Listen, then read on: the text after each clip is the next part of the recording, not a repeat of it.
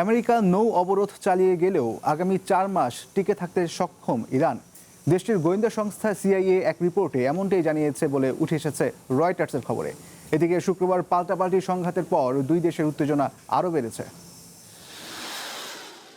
ইরানকে অর্থনৈতিকভাবে ধসিয়ে দিতে যুদ্ধবিরতির পর থেকেই নৌ অবরোধ শুরু করে ট্রাম্প প্রশাসন। তবে দেশটির গোয়েন্দা সংস্থা সিআইএর রিপোর্ট বলছে তেমন চাপ ছাড়াই আরও 4 মাস টিকে থাকতে পারবে তেহরান।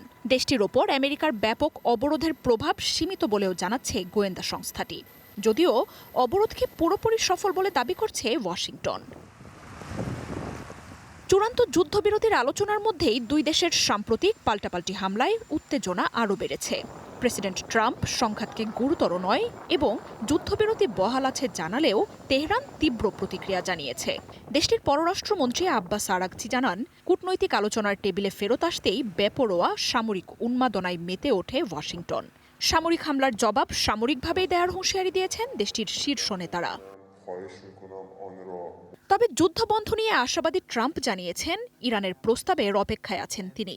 সোমবার দুপুরে চূড়ান্ত চুক্তি নিয়ে আমেরিকাকে নিজেদের প্রস্তাব জানানোর কথা রয়েছে তেহরানের। আগামী সপ্তাহে পাকিস্তানের দুই দেশের আরেকটি বৈঠকের গুঞ্জন উঠেছে। হরমুজ ঘিরেও ইরান ও আমেরিকার বাহিনীর তৎপরতা জোরালো হয়েছে।